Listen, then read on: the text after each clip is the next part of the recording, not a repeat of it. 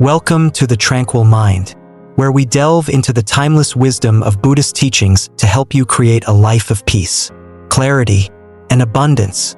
Today, we're exploring a fascinating topic that might surprise you: the hidden impact of your bedroom on your life's prosperity.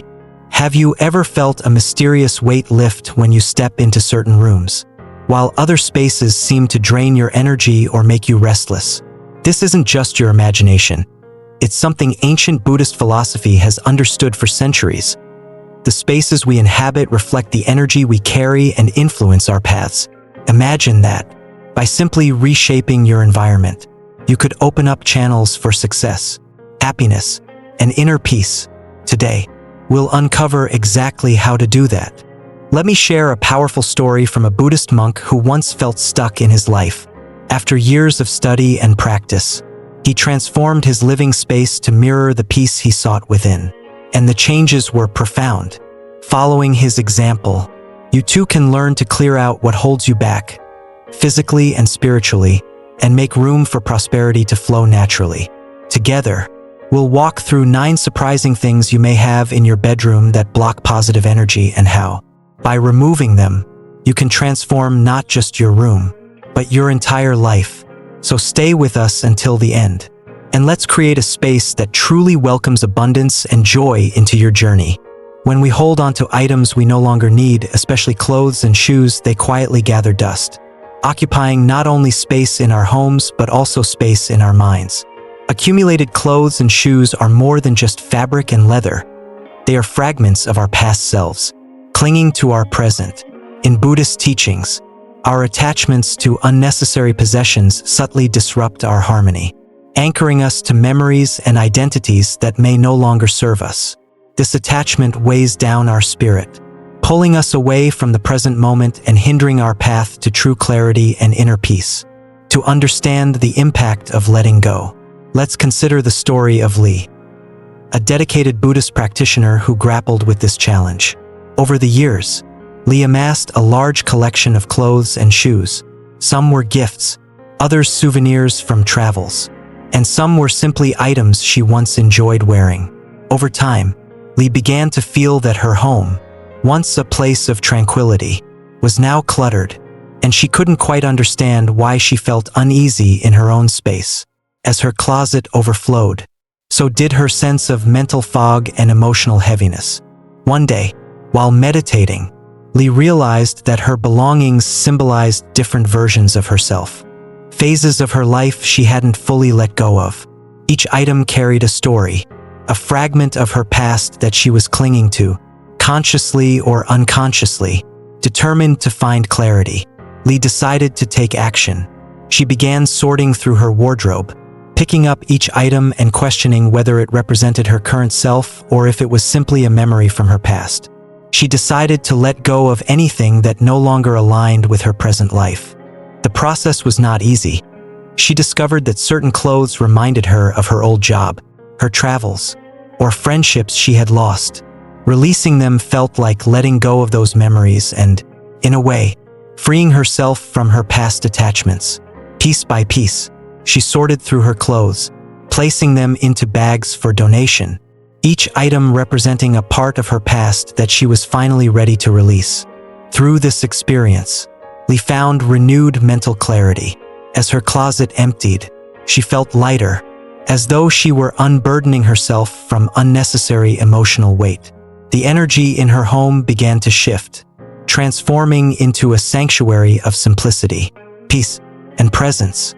This transformation did not end with her physical space. It extended to her mind, allowing her to focus more deeply on her meditation and personal growth. Li's journey demonstrates the power of non-attachment, a core principle in Buddhist philosophy. Non-attachment doesn't mean we must abandon everything. Rather, it invites us to release things that no longer serve us. It is about letting go of the need to cling to material items for a sense of identity, security, or comfort. Buddhism teaches that true freedom comes from within, and when we allow ourselves to be weighed down by unnecessary possessions, we cloud our ability to find peace and clarity. Consider the items in your own closet, the clothes you haven't worn in years, the shoes you thought you might need someday. Each item you hold on to requires a small part of your mental energy, even if it's subconscious. The more we accumulate, the more our space and mind become cluttered, leaving little room for new experiences, opportunities, or growth. In Buddhism, the practice of non-attachment encourages us to cultivate a space that reflects the simplicity and clarity we seek within. There is an old Zen saying that goes, "Let go or be dragged." It speaks to the suffering that arises from holding on to things we don't need. Imagine a river flowing freely.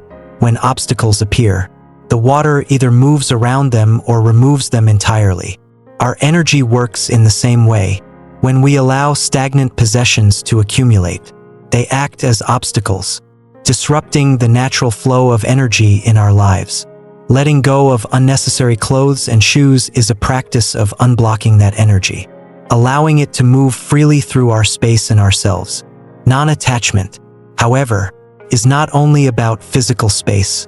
As we declutter, we are also letting go of the emotional connections tied to those possessions. In Lee's case, as she released clothes tied to old memories, she found herself ready to embrace new experiences. She no longer felt tethered to her past or defined by the items she once cherished. Her act of donating those clothes became a declaration of self-renewal, a symbolic gesture that she was open to change and ready to embrace her current self. This act of letting go fosters mental clarity, a gift that extends far beyond the confines of our closets. When we clear out unnecessary items, we also clear out mental and emotional clutter.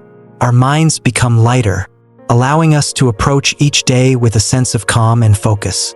Imagine opening a closet that contains only what you truly love and need. You save time, reduce stress, and cultivate an environment that mirrors your intention of living mindfully. Another key aspect of this process is gratitude. When Lee donated her clothes, she expressed gratitude for each item, thanking it for the role it had played in her life. This simple act of gratitude transformed her decluttering process from a mundane task into a spiritual ritual. Each item she released was an offering of sorts, a recognition of the abundance she had experienced and a willingness to pass that abundance on to others. In Buddhist teachings, gratitude and non-attachment often go hand in hand. When we are grateful for what we have, we are less inclined to cling to it out of fear of scarcity. Letting go becomes an act of trust in the abundance of life, a belief that by releasing what no longer serves us, we make space for what is truly meant for us. This mindset shift from scarcity to abundance is profound. It reminds us that fulfillment does not come from accumulation, but from appreciation and purposeful living. There's a profound lesson in letting go that extends beyond physical items. Each time we release a possession, we are also releasing the need to define ourselves by our belongings. Our clothes and shoes, while meaningful, are not who we are. By practicing non-attachment, we strip away these external identifiers, revealing our true selves underneath. Think about the clothes and shoes you keep out of a sense of just in case or someday. These items often represent our fears of the unknown, our reluctance to step fully into our present selves. By letting go of them, we are declaring our readiness to live fully in the now, unburdened by past expectations or future anxieties. In Lee's journey, she found that as she cleared her space, she gained a clearer sense of purpose. With each item she released, she felt her life open up in unexpected ways. Her relationships deepened, her meditation practice became more focused, and her mind felt lighter, more attuned to the beauty of each passing moment. To cultivate this practice in your own life, start small. Begin with a single drawer, a corner of your closet, or a single item each day. Pick up an item and ask yourself if it brings joy, if it serves a purpose, or if it merely occupies space.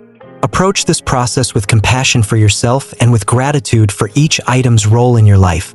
Remember, each piece you release is a step towards creating a space that reflects who you are, not who you once were. As you continue this practice, notice how your perspective shifts. You may find that letting go of physical items inspires you to release other forms of attachment, such as the need for validation. the desire for approval, or the fear of change. In Buddhism, the journey to enlightenment is one of continual release, a gradual unburdening that brings us closer to inner freedom. Through this act of letting go, you're not only decluttering your space but also clearing a path to self-discovery and spiritual growth. Just as Lee discovered, each item you release brings you closer to a life of simplicity, clarity, and abundance. You're creating a sanctuary that mirrors the peace you wish to cultivate within, an environment that supports your journey of mindfulness and non-attachment.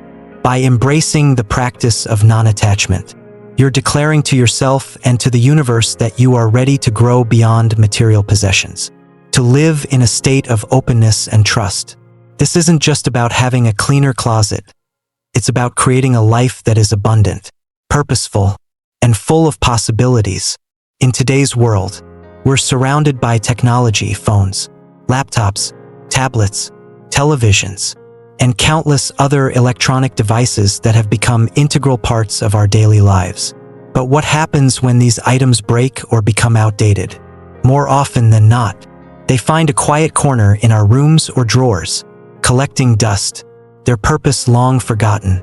We may hold onto these items with the hope of repairing them someday, or simply because we're not sure what to do with them.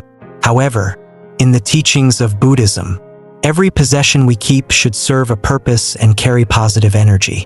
When we allow broken or unused electronics to accumulate, we unintentionally disrupt the harmony of our spaces, creating mental clutter that subtly influences our state of mind. Let's explore the story of Min, a young professional who realized the impact of keeping broken electronics on his mental and spiritual well-being. Min had a habit of holding on to old devices, an outdated laptop, a broken smartphone, and a tablet with a cracked screen. Each of these items was something he had once relied on and felt connected to. But now, they were no longer useful. They occupied valuable space in his home, both physically and energetically. Although they seemed harmless, their presence contributed to a growing feeling of stagnation in Min's life. He couldn't quite put his finger on it, but he often felt stuck, unable to move forward or embrace new opportunities. One day, while discussing his frustrations with a Buddhist mentor, Min mentioned these unused electronics. His mentor gently pointed out that these items, which were once symbols of productivity and connection, had now become relics of the past. By holding on to them, Min was holding on to outdated versions of himself, remnants of times when he relied on these devices to communicate, work, or learn. The mentor suggested that Min try letting go of these items to see if it would help clear his mental clutter and restore a sense of harmony in his life. Inspired by this insight, Min decided to begin a practice of mindful decluttering. He went through each electronic item, reflecting on its purpose and the energy it brought into his space. He recognized that each device had served him well, helping him stay connected with loved ones, complete important work, and even entertain him during challenging times. By acknowledging their value and the role they had played, he was able to let go with gratitude rather than regret. As Min began to remove these unused and broken items, he noticed an immediate shift in his mindset. The empty space left behind by these devices felt liberating, as though he had physically and mentally cleared away obstacles that were hindering his growth. He described it as a mental unblocking, a release that allowed him to approach life with renewed clarity and openness. This simple act of decluttering broken electronics became a powerful reminder of the Buddhist principle that every possession we keep should bring us closer to peace and purpose, not hold us back in stagnant energy. In Buddhism, mindfulness is not only a practice of meditation but also a way of living. Being mindful means cultivating awareness of how our external environment reflects our internal state. Broken or unused electronics, while seemingly insignificant, carry the energy of things unfinished, plans delayed, and opportunities missed. When we surround ourselves with items that no longer serve us, they act as silent reminders of what we have yet to complete or let go. These broken devices can create a mental noise that disrupts our sense of peace, subtly contributing to feelings of restlessness, frustration, or even self-doubt. Imagine walking into a room cluttered with outdated and broken items. Even if they're tucked away in a drawer or hidden on a shelf, their presence still exerts a subtle influence on the room's energy. Buddhists believe that each object we choose to keep should either enhance our well-being or serve a purpose aligned with our life's current path. When we allow broken electronics to linger, we prevent the natural flow of positive energy through our spaces. This stagnation can lead to mental and emotional stagnation as well, making it harder for us to connect with the present moment or feel motivated to pursue new goals. This concept is closely tied to the Buddhist principle of upaya, or skillful means, which encourages us to use what we have wisely and with intention. Every item in our possession should, ideally, support us in our spiritual journey or our daily lives. When we keep things that no longer fulfill a purpose, they detract from the balance and simplicity that mindfulness seeks to cultivate. And used electronics, then, become symbols of misaligned priorities and unresolved attachments, drawing our attention away from the things that genuinely matter. Min's experience highlights the transformative effect of aligning our physical environment with our intentions. By consciously removing items that didn't serve him, he allowed himself to break free from old patterns and welcome a sense of clarity. This process was not only about decluttering his home, but also about cultivating a deeper mindfulness that extended into every part of his life. He found that, as he cleared away these unnecessary items, he also began to let go of unnecessary mental habits, such as overthinking the past or worrying about the future, that had kept him from living fully in the present. In practical terms, letting go of broken electronics can be challenging. Many of us have emotional attachments to our devices. They are, after all, extensions of our work, memories, and daily interactions. However, by applying mindfulness to this process, we can honor these attachments while also recognizing when it's time to move on. One helpful approach is to begin by assessing each item and asking yourself a few simple questions. Does this item still serve a purpose in my life? If a device no longer functions or has been replaced by something newer, consider whether it still has a reason to remain in your space. Sometimes, our reluctance to let go is tied to the money or time we invested. But the true value lies in how an item supports us now, not in the past. Does this item hold positive energy or bring joy into my life? If a device carries memories of past frustrations, like that old laptop that crashed during an important project, it may be best to part with it. Keeping items with negative associations can subtly impact our mental well-being, reminding us of challenges instead of encouraging progress. Can this item be repurposed, repaired, or donated? Sometimes, we hold on to items simply because we're not sure what to do with them. Exploring options like recycling, donating, or repairing items can make it easier to let go, knowing they'll be put to good use elsewhere. In Buddhism, there is a teaching that emphasizes the importance of cultivating an environment that mirrors the peace we wish to see within ourselves. Our possessions should reflect the qualities we value: simplicity, functionality, and positivity, just as we strive to maintain a clear mind through meditation. We can cultivate a clear space by surrounding ourselves with objects that align with our path and purpose. Broken electronics, outdated gadgets, and other dead items create disharmony by blocking the flow of energy and by acting as silent reminders of unfinished business. By mindfully removing these items, we create a space that allows us to focus on the present and welcome new opportunities. We free ourselves from the mental weight of what is broken, unusable, or irrelevant, making room for a life filled with intention and clarity. This process is more than physical tidying. It's a practice of letting go of the old and embracing the new, of honoring the past but not allowing it to hinder our present growth. After his experience, Min felt an incredible sense of liberation and inspiration. Without the distractions of broken and unused items, he was able to create a living space that supported his mindfulness practice and reflected his commitment to personal growth. His space became a sanctuary, free from the weight of the past, where he could nurture his aspirations and connect deeply with his inner peace. For anyone inspired to follow a similar path, remember that the process of letting go is deeply personal. It is not about abandoning all material possessions, but about curating a space that resonates with your values and intentions. As you release broken or unused electronics, consider it an offering, a way of showing gratitude for the ways these items once served you and a way of embracing the freedom that comes with simplicity. This act of clearing broken electronics can serve as a powerful reminder of the Buddhist principle that everything has its time and place. When an item no longer serves us, it's okay to release it with gratitude, knowing that this act of letting go invites fresh energy, inspiration, and mindfulness into our lives. As we continue to practice mindfulness in our spaces, we cultivate an environment that not only brings us closer to inner peace, but also supports us in our journey toward a life of purpose, balance, and abundance. In Zen teachings, the concept of decluttering extends far beyond the physical act of tidying up.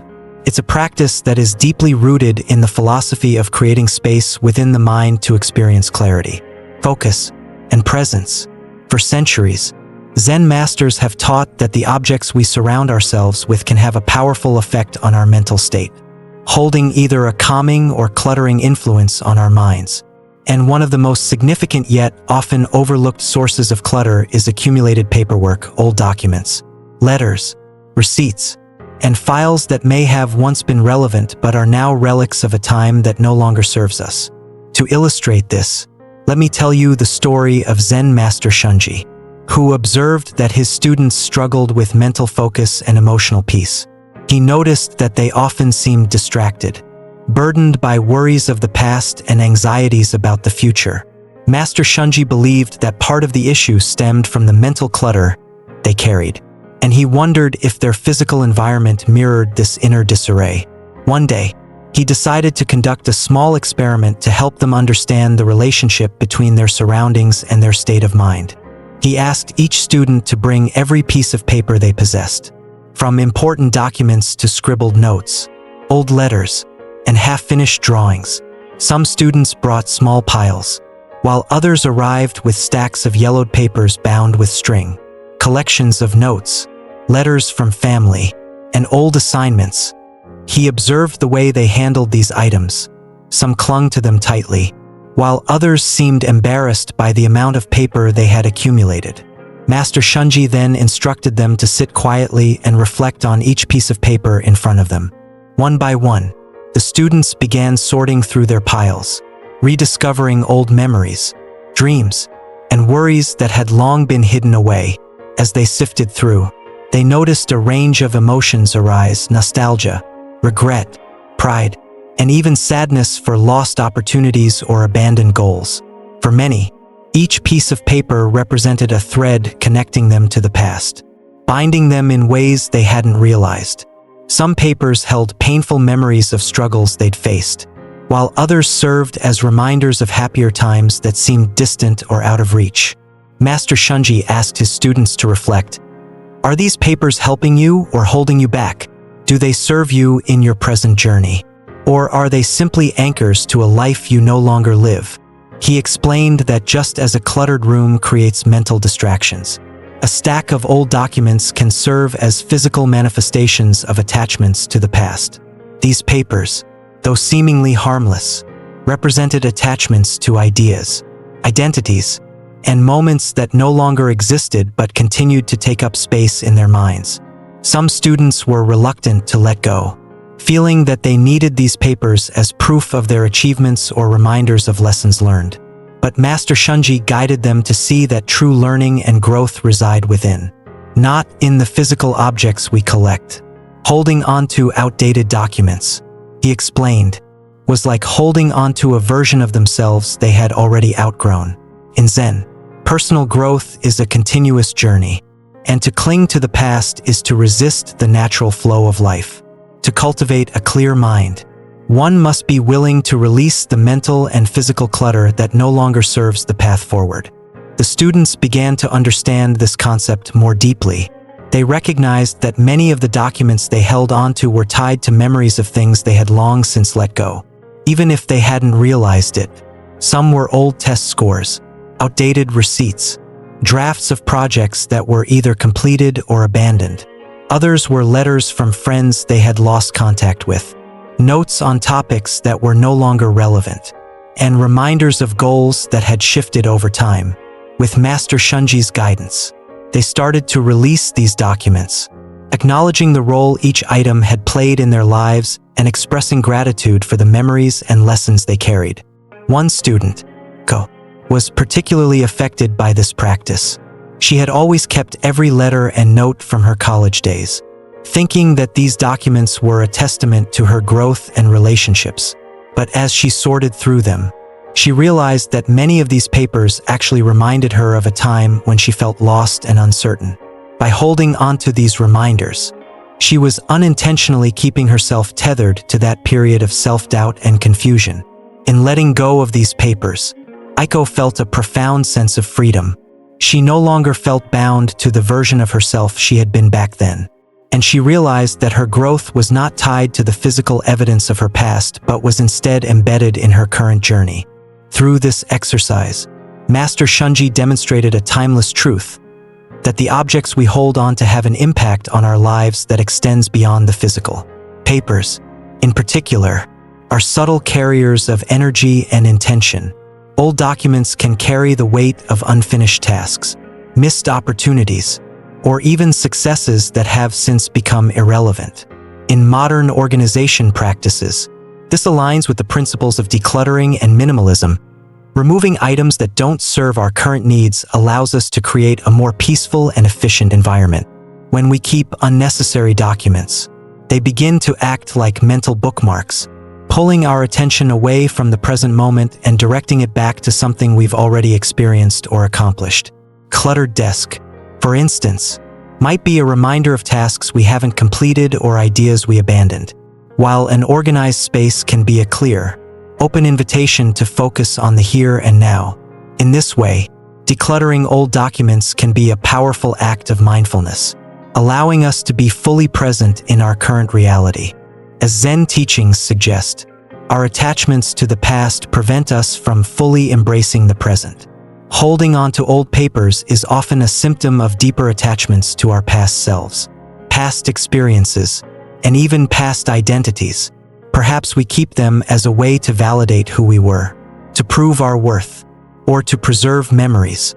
But Zen reminds us that true wisdom is found in letting go, in allowing our identity to evolve without the need for constant validation from objects that hold memories of our previous selves. Modern organizational practices echo these ideas. Professional organizers recommend sorting through papers with intention, keeping only what is essential and letting go of the rest. Documents that are no longer useful create unnecessary physical clutter, and over time, they build mental clutter as well. Each time we sift through these papers to find what we need, we expend energy sorting through outdated information. In Buddhism, this process of sorting through our mind and our possessions is known as kensho, a moment of awakening to what truly matters. Master Shunji's lesson didn't stop at just letting go. He encouraged his students to adopt a system of mindfulness in their lives that included being intentional about the new documents they acquired. He suggested that they only keep what they would need in the immediate future or what held true value. Any other paper should be discarded mindfully, understanding that holding onto something unnecessary is, in essence, holding onto a distraction. For us, this practice can be implemented by periodically reviewing the documents we keep. Start by setting aside a quiet time to go through each paper, asking yourself whether it has a purpose in your current life or whether it is simply taking up space. Papers that are no longer relevant can be recycled, and those that are needed can be organized neatly. Consider setting up a regular practice, perhaps once every few months, to ensure that your space remains free from clutter, a sanctuary that reflects clarity and presence. The beauty of this practice lies in its simplicity. By letting go of unnecessary documents, we make room for what truly matters. We allow our spaces to breathe, creating an environment that supports our peace of mind rather than encumbering it. This mindful approach to our physical space can serve as a reminder to adopt the same approach in our mental and emotional spaces. Releasing thoughts, memories, and attachments that no longer serve us. Just as Master Shunji taught his students, decluttering is not merely a matter of organization. It's an act of liberation. It is a declaration to the self that we are ready to move forward, unencumbered by the weight of the past, in a world that often encourages us to hold on to everything. From photos to emails to personal mementos, the wisdom of letting go becomes a path to peace and freedom. As you release old papers and documents, remember that you are also making space within your mind for new experiences, ideas, and opportunities. Each discarded paper is a step closer to clarity, a gesture of faith in your ability to live fully in the present. In Zen, this process is not just about tidying up. It's about cultivating a life that is open, expansive, and receptive to the beauty of each moment.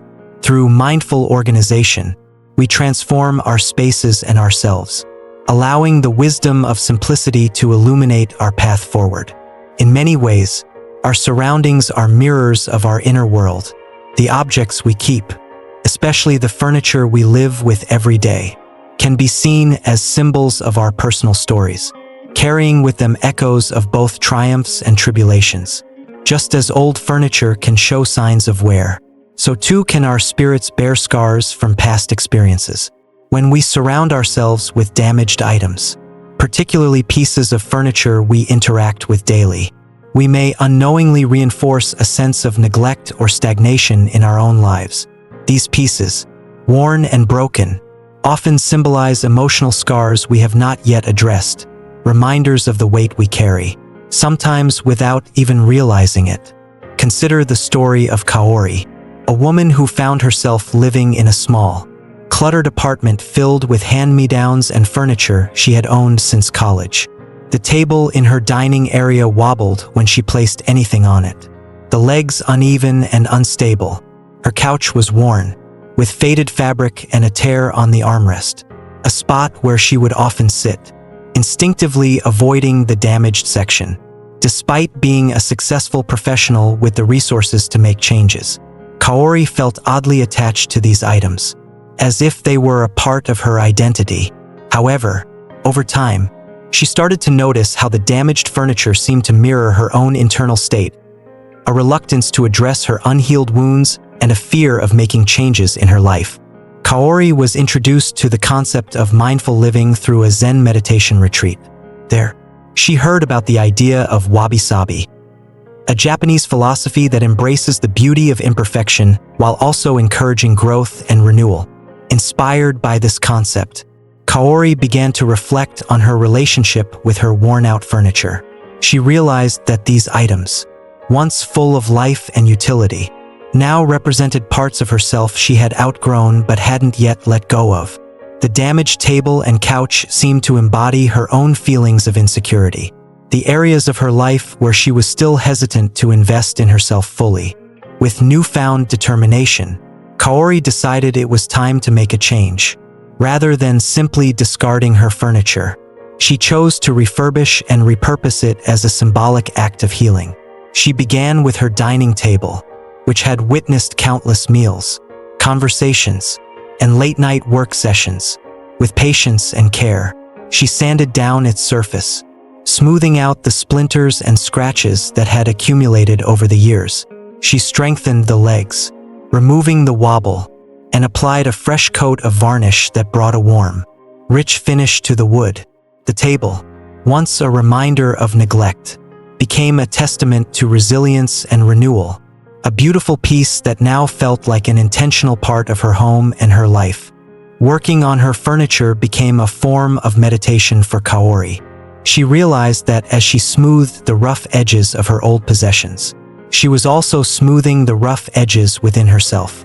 Each stroke of the sandpaper felt like an act of forgiveness, a gentle way of acknowledging her past without letting it define her. By refurbishing her old pieces, she began to cultivate a sense of pride and accomplishment in her home and her life, something she hadn't felt in years. The act of caring for her belongings mirrored her journey of self-compassion, showing her that, like her furniture, she too was worthy of renewal and care. Kaori's story illustrates a powerful truth about damaged furniture. It can represent parts of ourselves that are unhealed or unattended, reminders of unresolved emotions that linger in our surroundings. In Buddhism, there is a belief that our physical environment reflects our mental state. When we live with broken or neglected items, we might be unintentionally reinforcing a sense of disarray or incompleteness within. Damaged furniture, though silent, can carry a weight that subtly affects our well-being, creating a feeling of heaviness in our spaces and in our hearts. This connection between our external and internal worlds is often explored in Buddhist practices of mindfulness and intentionality. According to these teachings, the objects we keep in our lives should either serve a purpose or bring us joy. Furniture, being both functional and symbolic, holds a special place in this philosophy. When we repair or replace a damaged piece, we're not merely fixing an object, we're renewing our commitment to ourselves, to our growth, and to the life we wish to create. In Kaori's case, refurbishing her furniture wasn't just a matter of aesthetics. It was a journey of self-discovery. By taking the time to care for these objects, she was, in essence, taking the time to care for herself. She learned that self-care doesn't always mean grand gestures or luxurious pampering. Sometimes, it's as simple as giving attention to the things that have been neglected, both in our homes and within our hearts. However, there are times when furniture may be too damaged to restore, much like certain chapters in our lives that we're better off leaving behind. In these cases, replacing the item can be an equally powerful act. It represents a conscious decision to release what no longer serves us and make room for something new. This process aligns with the Buddhist practice of letting go, a principle that encourages us to release attachments to material things or past identities that hinder our growth. Letting go of a cherished but damaged item can be challenging. For many, furniture isn't just a collection of functional pieces. It's a part of our personal history, infused with memories and sentimentality. However, Buddhist teachings remind us that true peace is found not in clinging to the past, but in embracing change and impermanence. Every object has its own lifespan, and sometimes, the most compassionate choice we can make is to allow ourselves to move on. Consider the example of Akira, a young father who had held onto a broken rocking chair that had been passed down through generations in his family. The chair had been his grandmother's, and he had fond memories of sitting in it as a child, feeling safe and loved. Yet now, the chair was cracked and creaky, barely holding itself together. Despite its condition, Akira felt a deep attachment to it, fearing that letting it go would mean losing a connection to his family's past. After much contemplation, Akira realized that the essence of his memories didn't reside in the physical chair but in the love and warmth it symbolized. He made the difficult decision to release the chair, choosing instead to honor his grandmother's memory in a new way. Akira invested in a new chair, one that was sturdy and comfortable, and as he placed it in his living room, he felt a sense of peace. In letting go of the old chair, he wasn't abandoning his past. He was creating space for new memories, ones he could share with his own children. The new chair became a bridge between the past and the present, a way for him to honor his heritage while embracing the life he was building. For Akira, this act of replacing the damaged furniture was a form of healing, a reminder that our history lives within us, not in the objects we possess. His decision to move on from the old chair taught him the value of resilience and adaptability, principles deeply rooted in Buddhism. The ability to let go of what is broken and welcome the new is an essential step on the path to enlightenment, a practice that encourages us to release attachments that no longer serve us. Through stories like Kaori's and Akira's, we can see that damaged furniture is often more than just broken wood or torn fabric. It can be a reflection of our inner state, a physical representation of the emotional weight we carry. Whether we choose to refurbish or replace these items, the act of doing so is a powerful metaphor for self-renewal. It teaches us that we are capable of transformation, of breathing new life into ourselves and our surroundings. In our own lives, we might ask ourselves, what damaged items are we holding on to, and why? Are there pieces of furniture that carry memories we're not ready to release? Or perhaps there are items that no longer serve us but continue to occupy space in our homes and minds. By addressing these questions with mindfulness and compassion, we can begin to see our homes not just as places to live but as sanctuaries that reflect our values, our growth, and our journey. Buddhist philosophy encourages us to approach life with a spirit of simplicity and intention. When we choose to surround ourselves with items that bring us joy and serve a purpose, we cultivate an environment that supports our inner peace. Whether through repairing, repurposing, or letting go, we can transform our spaces to better align with our values and aspirations. In doing so, we remind ourselves that our lives, like our furniture, are worthy of care, respect, and renewal. Ultimately, the choice to repair or replace damaged furniture is a personal one, a decision that each of us must make in alignment with our own journey. But regardless of the path we choose, the act of mindfully addressing our surroundings is a powerful step toward creating a life of clarity and purpose. By embracing both the beauty of imperfection and the grace of letting go, we open ourselves to a world where every object holds meaning, every space supports our well-being, and every moment invites us to live fully and freely in the present. In Buddhist philosophy, the concept of impermanence is central. Life is ever-changing, and the things we experience and cherish are all part of a continuous cycle of birth, growth, and eventual decay. Embracing this natural rhythm, rather than resisting it, brings us closer to understanding life's true essence. This idea permeates not only our relationships and internal growth but also our physical spaces. Every object in our environment holds energy, and nowhere is this more evident than in the plants we choose to keep in our homes. While artificial plants might seem like a convenient option, their lack of life can have a subtle but powerful impact on the energy of a space. In contrast, living plants embody life itself. They grow, they change, and they remind us daily of the beauty and truth of impermanence. Let's consider the story of the Tanaka family, who experienced a profound shift when they decided to replace the artificial plants in their home with real ones. The Tanakas had a beautifully decorated home filled with carefully chosen furniture and decor, yet something always felt a little off to them. Despite their efforts to make the space inviting, there was an inexplicable feeling of stagnation, a lack of vibrancy that seemed to linger in the air.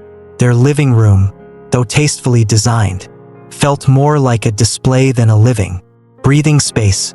This sense of artificiality was subtle, but over time, it began to weigh on the family's energy and even their mood. The Tanakas didn't initially attribute this feeling to their choice of decor. Like many families, they had chosen artificial plants because they were convenient, low maintenance, and visually appealing. There was no need to worry about watering or sunlight, and the plants stayed perfectly green all year round. However, what they didn't realize was that these artificial plants, though aesthetically pleasing, were missing the most crucial element of all life. Each plant was a static representation, a frozen imitation of something natural, and it subtly reminded them of stillness, of things that do not grow or change. Over time, the family noticed that this artificiality seemed to drain the room of warmth and vitality. One day, while discussing the energy of their home with a family friend who practiced Zen Buddhism, the Tanakas were introduced to the idea of authenticity and its importance in creating a harmonious environment. Their friend explained how, in Buddhism, authenticity is deeply valued because it aligns with the truth of impermanence. Artificial plants, she explained, although they might look perfect, are merely symbols of life, lacking the inherent energy that living plants carry. Without growth, there is no flow of energy, and without flow, a space can feel stagnant, closed off, and disconnected from the natural world. Inspired by this insight, the Tanakas decided to make a change. They replaced each artificial plant in their home with a living one, carefully choosing plants that would thrive in different areas of their house. They placed a vibrant pothose in the living room, allowing its vines to trail gracefully along the windowsill, a resilient snake plant in the hallway that required minimal care, and a delicate peace lily in the kitchen, which brought a sense of calm and purity. They were mindful in their selection, choosing plants that could adapt to the light and environment of each space. As they brought in each new plant, they felt as though they were inviting a small piece of nature into their home. The transformation was remarkable. Almost immediately, the atmosphere of their home began to change. The living room, once static and somewhat cold, took on a new warmth and vitality. The soft green leaves of the pothos seemed to breathe life into the space, and the snake plant, with its sturdy, upright leaves, brought a sense of resilience and groundedness to the hallway. The peace lily, known for its air-purifying qualities, filled the kitchen with a sense of freshness and renewal. Every time the family watered the plants, adjusted their position, or simply observed their growth, they felt a renewed connection to the natural cycle of life, a reminder that all things are transient and that beauty lies in this impermanence. As the months passed, the Tanakas noticed that the plants didn't only change the appearance of their home, they also shifted the family's interactions and emotions. They began to feel more connected to each other and to their surroundings. Caring for the plants became a small ritual, a moment of mindfulness where they could pause, reflect, and engage with something living. The family found themselves eagerly watching for new leaves and shoots, marveling at the subtle changes in each plant. These small acts of care brought a sense of presence and gratitude into their daily lives, a reminder to appreciate the beauty of each moment. In Buddhism, plants are often regarded as symbols of growth, resilience, and the interconnectedness of all life. By incorporating living plants into their home, the Tanakas not only embraced the aesthetic appeal of greenery, but also welcomed the energy of life itself, a constant, gentle reminder of the impermanence that underlies all existence. Each plant served as a metaphor for life's natural cycles. The pothos with its trailing vines symbolized the interconnected paths we travel. The snake plant with its strength and endurance reminded them of resilience. And the peace lily's pure white blooms represented tranquility and peace. The presence of these living plants subtly influenced the family's mindset. They noticed that, much like the plants, they too were continually growing and evolving. They found themselves more accepting of change, more open to the idea that life, like nature, is a series of phases. Just as their plants went through cycles of growth and rest, they began to appreciate the natural ebb and flow of their own lives. The Tanaka's home transformed from a static space into a dynamic, ever-evolving sanctuary that reflected their own journey. From a Buddhist perspective, this shift in the Tanaka's home demonstrates the importance of aligning our environment with our values. Authenticity in Buddhism is not just about being true to oneself. It's about living in harmony with the natural world, embracing things as they are rather than clinging to an idealized, unchanging version of them. Artificial plants, despite their appeal, represent an attempt to freeze beauty in time, a denial of the inherent impermanence that makes life beautiful. In contrast, living plants embody authenticity because they are true to their nature. They grow, they change, and they eventually decay, just as all things in life do. The Tanaka's experience with living plants also brought about a deeper awareness of responsibility and care. Unlike artificial plants, living ones require attention, water, sunlight, and sometimes even a bit of nurturing when they aren't thriving. This act of caring, however small, became a grounding ritual for the family, anchoring them in the present moment. Each watering session was a gentle reminder that life requires nurturing and that growth, both in plants and in people, is a gradual process. The family found that their own well-being was intertwined with the health of their plants, and in taking care of them, they were, in a way, taking care of themselves. This ritual of care can be seen as a form of mindfulness, a practice that aligns with Buddhist teachings on presence and attention. Buddhism encourages us to engage fully with each task, no matter how small, as a way of cultivating inner peace and awareness. By caring for their plants, the Tanakas practiced mindfulness, observing the needs of each plant and responding with intention. This act became a shared family practice, a way for them to connect not only with nature but also with one another. For anyone considering a similar shift, the choice to replace artificial plants with living ones can be transformative. It's a way of embracing life in its truest form, welcoming the energy of growth and change into our spaces. Living plants remind us that beauty doesn't lie in perfection but in the continuous process of becoming. They encourage us to let go of the desire for things to remain the same and instead celebrate the natural rhythms of growth, decay, and renewal. The Tanaka's journey serves as an inspiring example of how even small changes in our environment can profoundly impact our lives. By choosing authenticity over imitation, they not only enhanced the beauty of their home but also deepened their connection to each other, to nature, and to the teachings of impermanence that Buddhism holds dear. Through their experience, they learned that true harmony in life is found not in holding onto what is static and unchanging but in embracing the living, breathing beauty of each moment. In Buddhist teachings, the concept of reflection carries a symbolic weight far greater than mere appearance. Mirrors, as objects that reflect, are seen as metaphors for self-awareness, clarity, and truth.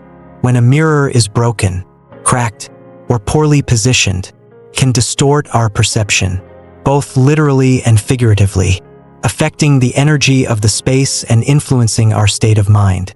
A damaged or poorly placed mirror can symbolize fragmented thoughts, misaligned energies, and unresolved inner conflicts.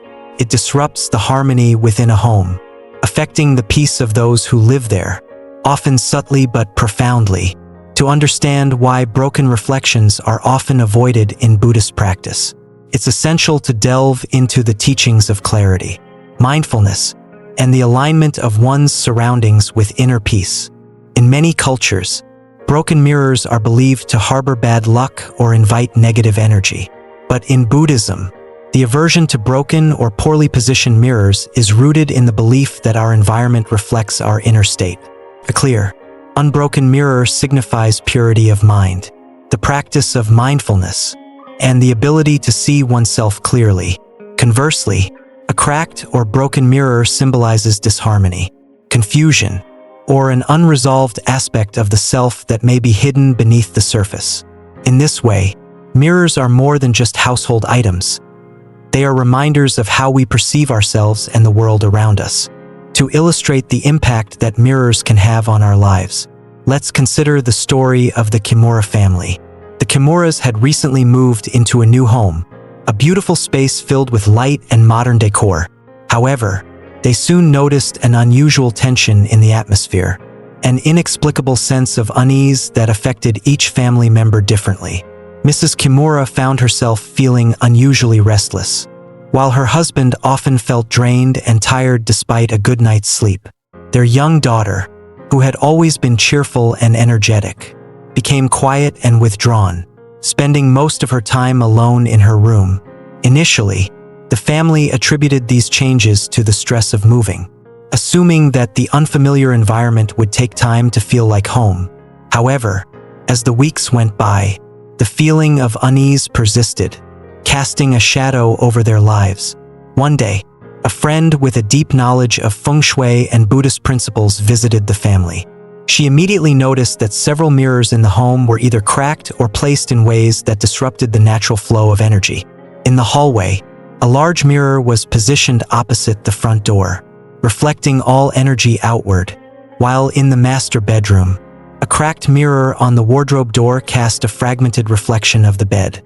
The friend explained that, according to Buddhist and feng shui teachings, mirrors placed in certain positions could either harmonize or disturb the energy in a space. In the hallway, a mirror facing the front door can symbolically push away any good energy entering the home, causing an imbalance in the flow of positive energy. In the bedroom, a broken mirror that reflects the bed can disrupt sleep, impacting mental and emotional well-being, and symbolizing a fragmented or disturbed relationship between those who share the space. The friend advised the Kimuras to make a few changes to their mirrors to align their home's energy with the peace and harmony they desired. She suggested removing the cracked mirror from the bedroom entirely, replacing it with a clear, unbroken mirror, and repositioning the hallway mirror to reflect a more positive view of the space. In the living room, where a large decorative mirror was angled awkwardly, she recommended adjusting it to capture the natural light from the windows, enhancing the brightness and openness of the room. Intrigued by these insights, the Kimuras decided to follow her advice. They carefully removed the cracked mirror from the bedroom, replacing it with a new one that symbolized a fresh start. They relocated the hallway mirror to a wall perpendicular to the front door, allowing the energy to flow inward rather than being reflected back out. As they adjusted each mirror in their home, they noticed a subtle shift not only in the physical space but in their own perceptions as well. Almost immediately, the family felt a tangible difference in the atmosphere. Mrs. Kimura, who had been feeling restless, began to experience a sense of calm, finding it easier to relax and enjoy her surroundings. Her husband's fatigue lifted, replaced by a renewed sense of energy that allowed him to be more present and engaged at home. Their daughter, who had been withdrawn, started to smile and interact more with her family, her joyful spirit returning as the energy in their home shifted. This transformation highlighted the power that mirrors hold as symbols of perception and clarity. By replacing the broken mirror in their bedroom, the Kimuras were symbolically clearing away fragmentation and disruption in their lives, creating a space that felt whole and harmonious. The repositioned hallway mirror, no longer pushing energy away from the home, allowed positive energy to flow freely, enriching the family's interactions and bringing a new warmth to the household.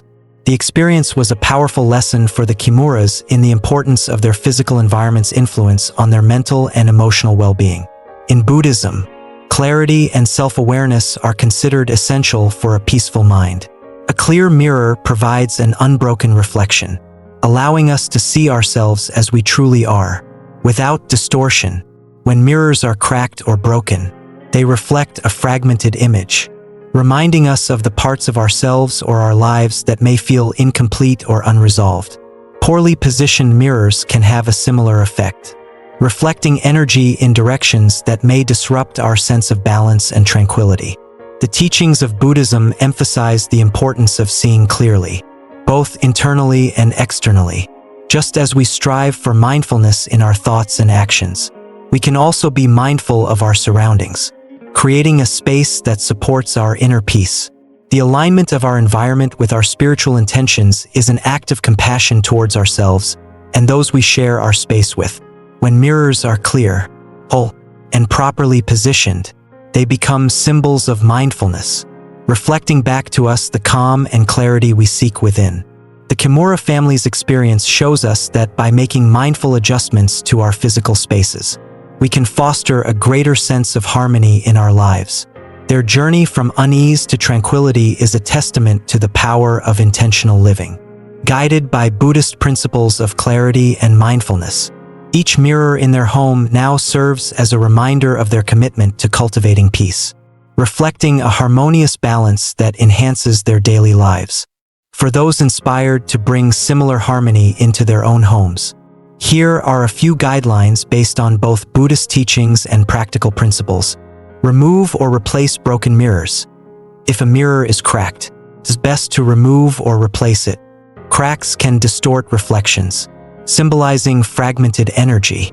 A new, clear mirror brings a fresh perspective and a sense of wholeness, encouraging a unified and balanced environment. Avoid placing mirrors opposite doors. Mirrors placed directly across from entry doors can reflect energy back out, symbolically preventing positive energy from entering. Positioning a mirror to reflect something beautiful within the home, like a piece of artwork or a view of nature, helps invite peace and positivity into the space. Keep mirrors clear and unobstructed. Ensure that mirrors are clean and free from dust or clutter. A clear mirror provides an undistorted reflection, representing clarity of mind and the ability to see oneself as one truly is. This simple act of keeping mirrors clean aligns with Buddhist practices of mindfulness and respect for one's surroundings. Position mirrors to reflect light and space. Mirrors placed thoughtfully can enhance natural light, creating an open and welcoming atmosphere. In rooms where natural light is limited, A mirror can reflect existing light sources, bringing warmth and vibrancy to the space. Use mirrors as symbols of intention. Mirrors can serve as reminders of self-reflection and inner clarity. Placing a mirror where it reflects calm and peaceful areas of the home can help reinforce a sense of tranquility.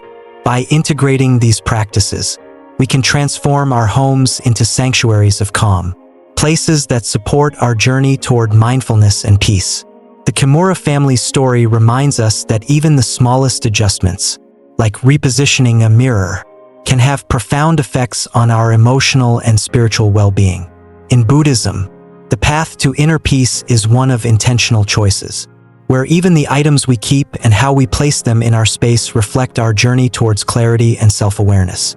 In a world often filled with noise and distraction, creating a home that mirrors our intentions can be a powerful way to stay connected to what truly matters. When we make mindful adjustments to our environment, we are not only clearing the way for positive energy to flow, but also cultivating a mindset that embraces clarity, balance, and peace. In our daily lives, the objects we surround ourselves with carry memories, emotions, and pieces of our past. Some of these memories bring joy and warmth, like a cherished photograph or a gift from a loved one, while others carry the weight of difficult experiences, loss, or regret. In Buddhism, there is a teaching about the power of attachment to the past and how it can manifest through physical items, subtly anchoring us to emotions and experiences we may have outgrown or wish to release. These objects can be powerful reminders of the past, shaping our thoughts and emotions in ways we may not immediately realize. When we keep items that are tied to negative memories, we unconsciously allow these memories to linger in our spaces, creating emotional barriers that hinder our growth and peace. Releasing these items, therefore, becomes an act of liberation, a way of letting go not just of physical possessions but of the emotional weight they carry. To understand this process more deeply, let's delve into the story of Sarah, a woman who experienced profound emotional healing by confronting and ultimately releasing a powerful, memory-laden item in her life. Sarah had recently gone through a challenging breakup, one that left her feeling vulnerable, lost, and uncertain about the future. Although she had started to rebuild her life and establish a new routine, she felt a constant, almost inexplicable sadness that seemed to weigh down her spirits. She assumed it was simply part of the healing process and tried to distract herself with work, social activities, and self-care routines. But despite her efforts, she noticed that something still felt stuck, as though she couldn't fully move forward. One evening, while talking with a close friend, she confided her feelings of being unable to completely let go of the past. Her friend suggested that she look around her home and see if there were any items that might be keeping her connected to memories she was trying to move on from. Sarah initially brushed off the idea, but later that night, she began to take a closer look at her surroundings, paying attention to the emotions each item evoked. As she moved from room to room, her gaze eventually landed on a simple bracelet lying on her dresser, one that had been a gift from her ex-partner. The bracelet, though small and seemingly insignificant, had a powerful hold over her emotions. It was a beautiful piece of jewelry, one that she had loved and worn often during the relationship. But now, each time she looked at it, she felt a wave of sadness, frustration, and longing wash over her. This piece of jewelry, once a symbol of affection, had transformed into a reminder of the pain and disappointment she experienced. Unconsciously, it had been an anchor to the past, a silent presence that kept her connected to a chapter of her life she was trying to close. First, Sarah felt conflicted about letting go of the bracelet. She reasoned that it was just an object, something that had no inherent power over her emotions.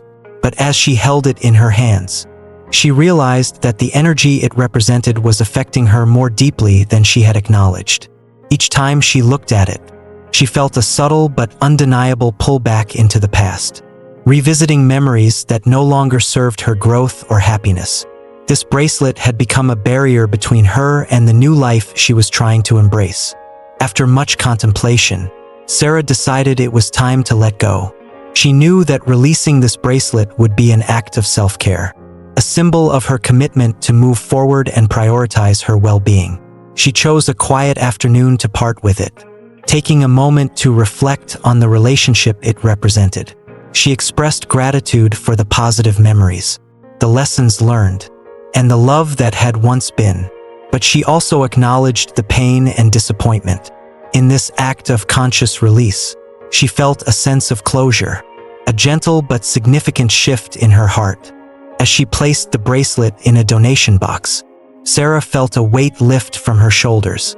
The space around her seemed lighter, and she noticed a renewed sense of freedom, as though she had finally closed a door that had been lingering open.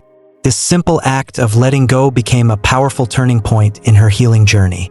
By releasing the bracelet, she was not only freeing herself from an object but also from the emotions tied to it, emotions that had held her back from fully embracing her present and future. This experience taught Sarah an invaluable lesson about the power of our belongings and the memories they carry. In Buddhism, objects are considered carriers of energy, reflecting the emotions and intentions we attach to them. When we keep items tied to painful memories, we allow those emotions to remain present in our lives, influencing our thoughts, behaviors, and sense of self. Letting go of these objects can be a symbolic yet deeply transformative act, a way of clearing both physical and emotional space for new experiences, growth, and peace. Sarah's story is a testament to the Buddhist teaching of anatta, or non-attachment, which encourages us to release the things that no longer serve our journey. Just as we must let go of old beliefs, habits, and identities that no longer align with our path, so too must we release physical items that tether us to a past we've outgrown. These items, though material, often hold emotional and psychological weight that can hinder our progress. By parting with them mindfully, we create room for healing, clarity, and the freedom to move forward unburdened. This practice of letting go is not limited to objects tied to romantic relationships. It extends to any item that evokes negative memories. Consider items from difficult periods in life, a gift from a strained friendship, clothes worn during a stressful job, or mementos from a time of illness or hardship. Each of these objects may carry residual energy from those experiences, keeping us tied to emotions we may no longer wish to revisit. Letting go of these items can be an act of self-compassion, a way of choosing peace and well-being over past pain. For anyone who may feel hesitant about releasing items with negative associations, it can be helpful to approach the process with mindfulness and gratitude. Rather than discarding these items hastily, take a moment to reflect on what they represented and the lessons learned from that period. Acknowledge the role they played, both positive and negative, and allow yourself to express gratitude for the growth that experience provided. This mindful approach turns the act of letting go into a ritual of healing, honoring the past while consciously choosing to embrace the present. In Buddhism, the process of letting go is seen as a practice of cleansing both the body and mind. Just as we periodically clean our homes to remove dust and clutter, we can also cleanse our emotional spaces by releasing items that no longer support our well-being. Each item we let go of clears a path to greater peace, making room for objects, relationships, and experiences that uplift rather than weigh us down. This act of clearing physical space becomes a reflection of our inner work, a step toward creating harmony and balance within ourselves. Over time, as we become more attuned to the energy in our surroundings, we may find ourselves naturally drawn to simplicity, keeping only the items that bring us joy, peace, and a sense of connection. This shift aligns with the Buddhist principle of sammasati, or right mindfulness, which encourages us to be mindful not only of our thoughts but also of the objects we keep in our lives. By surrounding ourselves with items that reflect our values, aspirations, and joy, we create an environment that supports our growth and happiness. Sarah's experience serves as a reminder that sometimes the most powerful transformations come not from adding more to our lives but from releasing what no longer serves us. Each item we let go of, each memory we release, brings us closer to the clarity and peace that lie at the heart of Buddhist practice. In this way, letting go becomes an act of empowerment, a way of reclaiming our spaces, our minds, and our lives. For anyone carrying the weight of painful memories, consider the possibility that letting go of even a single item might bring relief and healing. Embrace the idea that true freedom comes from within, and sometimes, all it takes is the courage to release the past and open yourself to the present. By mindfully letting go, you're not only clearing physical space, you're also creating emotional and spiritual room for joy, love, and new memories to take root and flourish. In Buddhism, time is a profound and often paradoxical concept. On one hand, time is fleeting, constantly slipping away from our grasp. On the other, each moment holds a universe of potential, inviting us to experience life with mindfulness and intention. Time reminds us of impermanence, the understanding that nothing remains the same, that everything is constantly changing. This awareness encourages us to live fully in the present, to let go of our attachments to the past and our anxieties about the future. It is in this mindfulness that we find peace, acceptance, and fulfillment. Within this framework, clocks represent more than just mechanical devices that measure hours and minutes. They are symbols of our relationship with time, of how we choose to experience each moment. In a Buddhist perspective, a functioning, well-placed clock signifies a harmonious relationship with time, a gentle reminder to stay present and mindful. A stopped or malfunctioning clock, on the other hand, can become a symbol of stagnation, resistance to change, or even a subconscious reluctance to move forward. These clocks act as subtle reminders that something is off, a signal that we may be holding onto time in an unhelpful way, obstructing our own flow and growth. Take the story of Hannah, a woman who discovered the transformative power of time when she chose to address the stopped clocks in her home. Hannah had a beautiful vintage clock that hung in her living room, a piece passed down from her grandmother. The clock was charming and held sentimental value, but it had stopped ticking years ago, and though she often glanced at it, she never bothered to fix it. Over time, other clocks in her home also started malfunctioning, an alarm clock that went off at the wrong time, a wall clock in the kitchen that lost track of the hours, a wristwatch on her bedside table that had stopped long ago. While Hannah initially brushed off these small malfunctions, she began to notice that her relationship with time was similarly out of sync. She often felt rushed or overwhelmed, struggling to keep up with her commitments and feeling weighed down by memories of the past or worries about the future. Even when she had free time, she found it difficult to truly relax, her mind constantly replaying old memories or projecting anxieties about things that hadn't yet happened. Her life seemed to lack a natural rhythm, like a song played out of tune. It wasn't until a close friend visited and commented on the stopped clocks scattered throughout her home that Hannah began to consider the impact these seemingly small details had on her mindset and energy. The friend, who practiced mindfulness, mentioned that stopped clocks are often seen as symbols of being stuck or resisting change.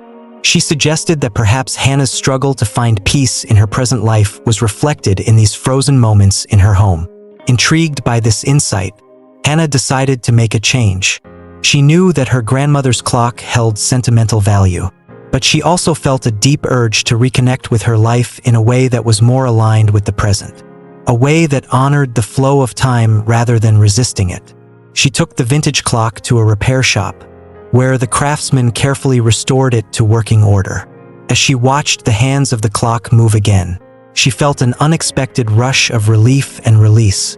This clock, which had once symbolized a part of her family's past, was now breathing life back into her living room, offering a gentle, rhythmic reminder that time moves forward and that it's okay to let go and move with it. Inspired by this small but meaningful act, Hannah went through her home and either repaired or replaced each broken timepiece. In her kitchen, she installed a new, simple wall clock that kept time with quiet precision, and she replaced her bedside wristwatch with a new one that she could rely on to start her day. As she adjusted each clock, She began to notice subtle shifts not only in her space but in her own sense of inner peace. The ticking of the clocks became a comforting presence, a sound that reminded her to take a deep breath, slow down, and approach each moment with calm and mindfulness. This process was more than just a practical fix. It became a ritual, an intentional choice to harmonize her home with the present. Each time Hannah looked at a functioning clock, it was a reminder to be here, now, in this moment. She found that by aligning her physical space with the natural flow of time, she was able to release her grip on the past and soften her worries about the future. Her daily life started to feel less hurried, and she began embracing each day as it came, with gratitude for the opportunities it offered. In Buddhism, the practice of mindfulness is deeply tied to the concept of time. Each moment is precious, and when we bring our full awareness to the present, we cultivate a sense of peace that transcends the ticking of any clock. When our clocks are stopped or malfunctioning, they disrupt this natural flow, symbolizing our tendency to become trapped in certain patterns, beliefs, or emotions. The act of repairing or repositioning a clock, then, can be a powerful way of realigning ourselves with the present, a reminder to let go of the past and to trust in the rhythm of life. Hannah's experience serves as a beautiful example of this principle. Her journey of fixing the clocks wasn't just about making her home functional. It was about creating an environment that encouraged her to be mindful and present. In Buddhist teachings, the present is often described as the only time that truly exists. The past is gone, and the future is yet to come. But the present is here, vibrant and full of possibility. Each ticking second is an invitation to engage with life, to appreciate what is happening right now. By addressing the stopped clocks in her home, Hannah found herself reconnecting with this principle. She learned that even the smallest changes in her surroundings could help shift her mindset and renew her commitment to being present. The restored clocks became gentle guides, inviting her to live in harmony with the passage of time, to see each day as a fresh opportunity rather than a repetition of yesterday's worries. In our own lives, we might also notice stopped or malfunctioning clocks and recognize them as subtle signals to assess our relationship with time. Are we holding on to moments that have passed? Are we anxiously trying to control what hasn't yet happened? Each time we glance at a stopped clock, it might remind us of the areas in our lives where we feel stagnant, areas where we resist change or cling to an idealized past. By choosing to repair or replace these clocks, we take a small but meaningful step toward embracing the present, aligning our surroundings with the flow of time. The process of addressing stopped clocks can be both practical and symbolic. It's an invitation to be mindful, to release the tendency to control time, and to surrender to its natural flow.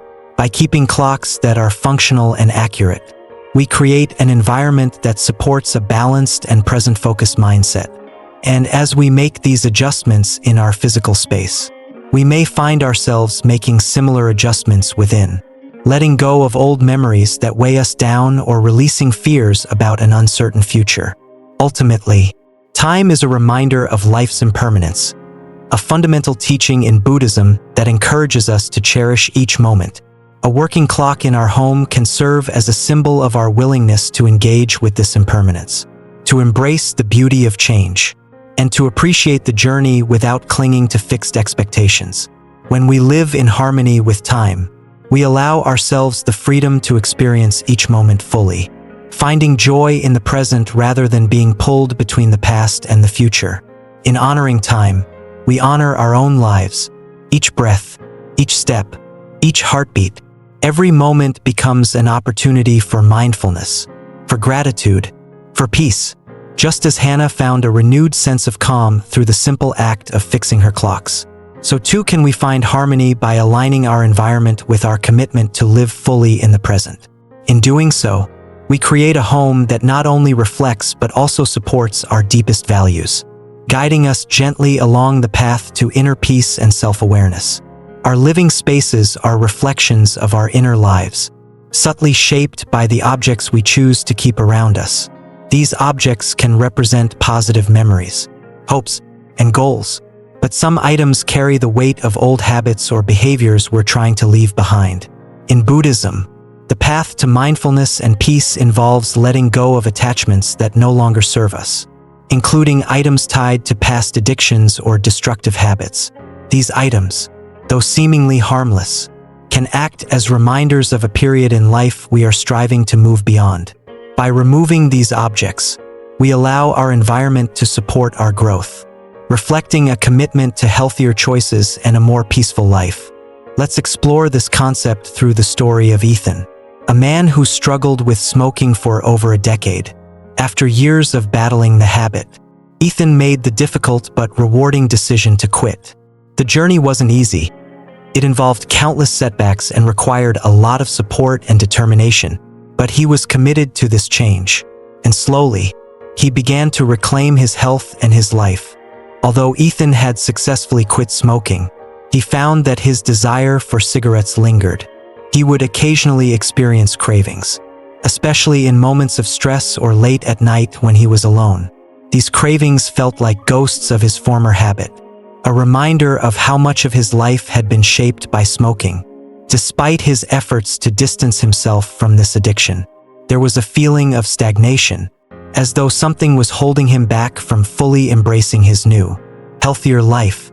One day, while rearranging his bedroom, he noticed a few items that reminded him of his past habit: a lighter on his bedside table, an old ashtray tucked away in a drawer, and even a favorite chair near the window where he used to sit and smoke. Each item seemed small and insignificant, but as he looked at them, he realized they were anchors to his former addiction. Every time he saw these objects, they subtly triggered memories of smoking, reinforcing the habit even though he had technically quit. It dawned on Ethan that these items, while physically harmless, were emotionally potent reminders of his past behavior. They represented his addiction, quietly holding space in his environment and preventing him from fully moving on. This realization was both surprising and liberating. He hadn't understood until that moment how much these objects were affecting his journey to break free from his addiction. Determined to make a change, Ethan decided to remove each of these items from his home. He began with the lighter, placing it in a box destined for donation. Next, he removed the ashtray from his drawer, finding it both strange and empowering to let go of something he once used daily. Finally, he rearranged his room, moving the chair from its place near the window to a different part of the house. These small changes had an unexpectedly profound impact on his emotional well-being. As he cleared these items from his space, he felt a sense of release, as though he was shedding layers of attachment that had been quietly weighing him down. With the removal of these items, Ethan noticed a gradual shift in his cravings. Without the constant visual reminders of his old habit, his mind began to distance itself from the associations he had once formed around smoking. His bedroom, once a place filled with memories of his past habit, transformed into a sanctuary of peace, a space that supported his commitment to living a healthier life. The room felt lighter, more aligned with his intentions, and he felt a renewed sense of pride in the progress he had made. This experience taught Ethan that our environments play a significant role in shaping our behaviors and emotions. In Buddhism, there is a teaching that our surroundings should support our journey toward mindfulness and peace, reflecting the values we wish to cultivate. Items tied to past addictions or destructive habits act as barriers to this path, subtly reinforcing behaviors we are striving to overcome. By letting go of these objects, we are not simply clearing physical space but are also creating emotional and psychological distance from the attachments that hold us back. For Ethan, removing these items was more than just a practical act. It was a symbolic gesture of his commitment to change. It represented his willingness to let go of the past and to build a future free from the constraints of his former addiction. This decision was deeply empowering, reinforcing his identity as someone who had overcome a difficult challenge. His room became a reflection of his resilience, a reminder of the strength he had found within himself to make positive changes. This approach isn't limited to physical addictions like smoking. We all have habits or behaviors we wish to change, and often, These are subtly reflected in our surroundings. Take the example of Nadia, a woman who struggled with procrastination. Over time, she developed the habit of leaving unfinished projects and half-read books scattered around her living space. Each time she glanced at these items, she felt a pang of guilt, a reminder of her tendency to put things off. Although she was aware of this habit, she found it difficult to break free from the cycle. One evening, as Nadia sat looking at her cluttered workspace, she decided to address the environment that seemed to amplify her procrastination. She began by sorting through the unfinished projects, deciding which ones truly mattered to her and which she could let go. She placed the half-read books back on the shelf, choosing to focus on just one book at a time. As she cleared her space, she noticed a significant shift in her mindset. Without the constant reminders of tasks left undone, she felt a sense of clarity and focus that had been missing. Her workspace became a place of inspiration rather than guilt, allowing her to approach her goals with renewed motivation.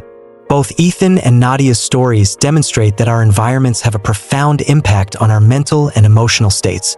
In Buddhism, the principle of samavayama, or right effort, encourages us to cultivate an environment that supports our journey and minimizes distractions that pull us away from our intentions.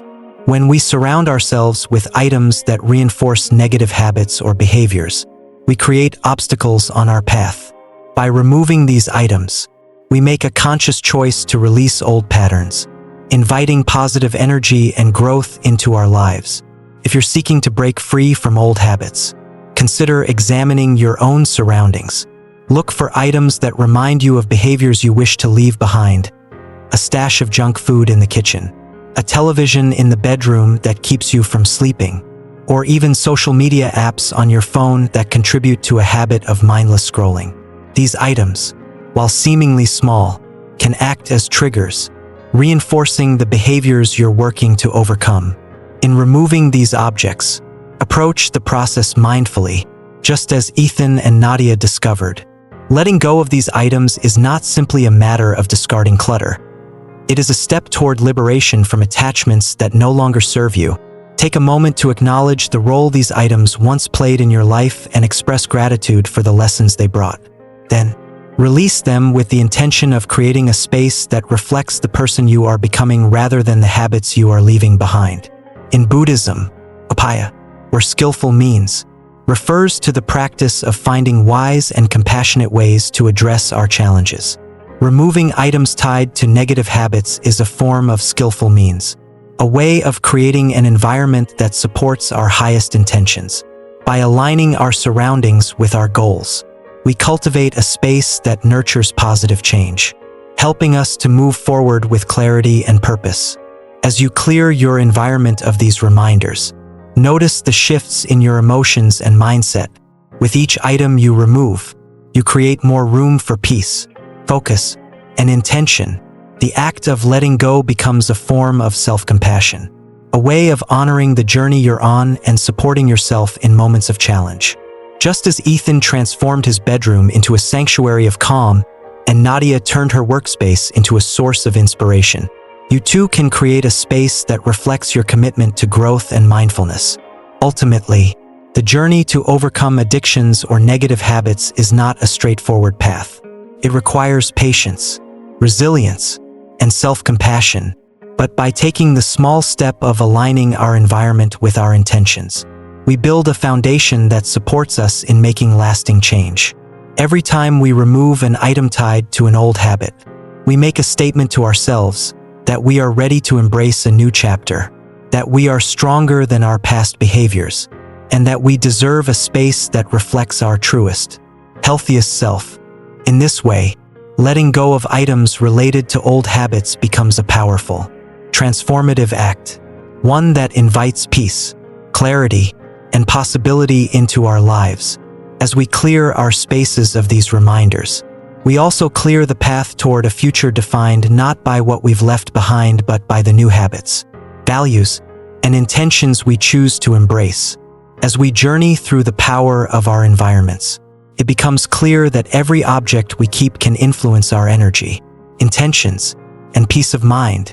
Whether it's letting go of accumulated clothes, broken electronics, old documents, damaged furniture, artificial plants, poorly positioned mirrors, items with negative memories, broken clocks, or possessions linked to bad habits. Each step we take to release these things is a step toward transforming not only our physical spaces but also our inner worlds. Imagine your home as a sanctuary that reflects your highest values, a place of peace, clarity, and abundance. With each object you let go, you are clearing the way for new energy, renewed focus, and a sense of balance that supports your journey. We've seen how small actions, like adjusting a clock, replacing a plant, or removing an old memento, can shift the energy of a room and, in turn, inspire positive changes in our lives. One small change in your space can lead to a cascade of transformation within. To reinforce this journey, I invite you to try a simple visualization. Find a quiet moment, close your eyes, and take a few deep breaths. Picture yourself in a home that feels like a true reflection of your inner peace, a space filled only with items that support your well-being and growth. See yourself moving through each room, feeling lighter, more present, and deeply connected to your intentions. Imagine the possibilities and peace that fill this space, radiating outward into every part of your life. If you found this content inspiring, we'd love to hear from you. Share your thoughts in the comments below about what you plan to release from your space, or share a transformation story of your own. Don't forget to like, subscribe, and click the notification bell so you won't miss more inspiring content like this. Thank you for joining us on this journey toward a tranquil mind and a harmonious life.